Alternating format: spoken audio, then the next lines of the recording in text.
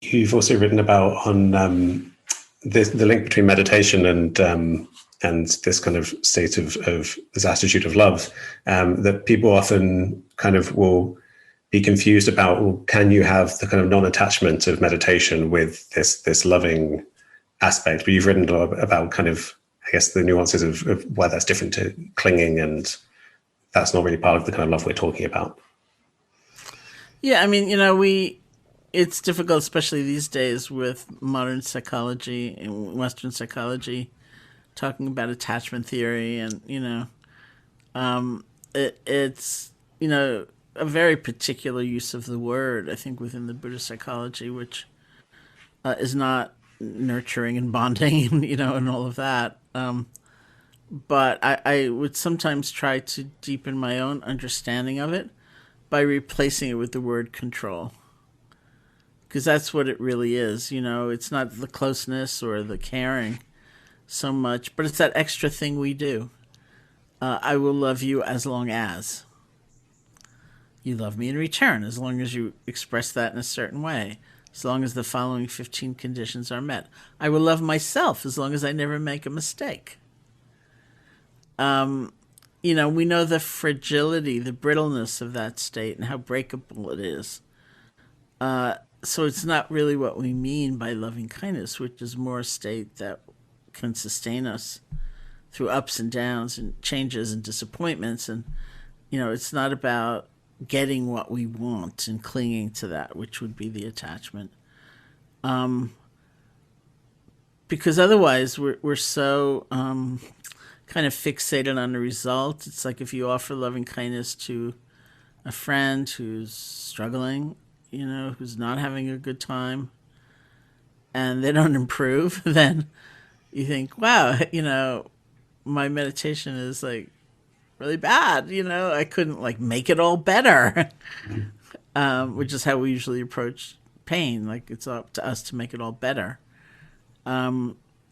And it's just so unrealistic, that when we say attachment, certainly within the Buddhist context, it's so specific a use of the word that I think it is especially confusing now, because we're not trying to paint the picture of this cold, aloof person who doesn't care about anybody, but we always want wisdom prevalent, and wisdom would tell us I'm not in control. It's like if you think of loving kindness or compassion as a gift, it's like an energetic gift, but nonetheless it's a gift.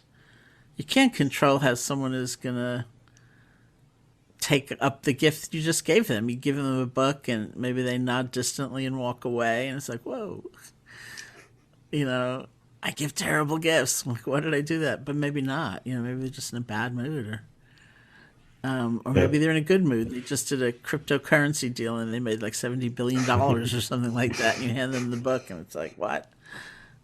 So we always want a kind of equanimity or balance, which means wisdom, with the offering of loving kindness or compassion.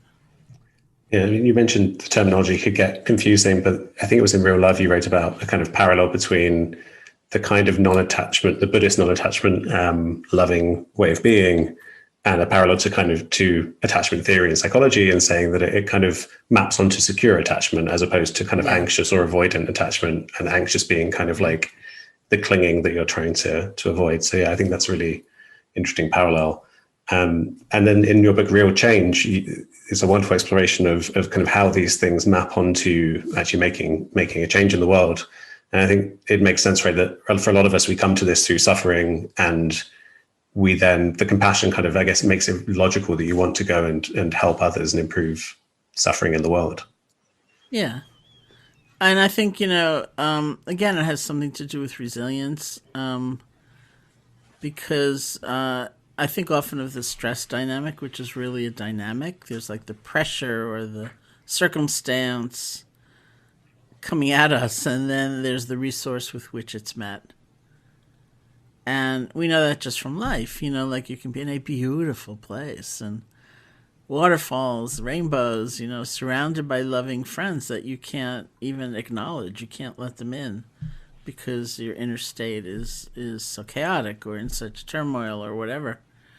Or we might have a great deal of adversity happening, but we don't feel so alone. We feel like we're part of a community, or we're in love, or something is going on that is giving us this sense of inner resource. And so we meet the challenge in a different way. And it's very much along those lines that if we appreciate the possible role of meditation, for one thing, in building that sense of inner resource, then it's not just for ourselves alone, but it actually gives us the capacity to care about others and to try to work to make this a better world, or even to listen to others. I think we all have probably had the experience of feeling so exhausted and so depleted and so burnt out, and then somebody comes and they're telling us their rather sad story, and we're just thinking, please go away.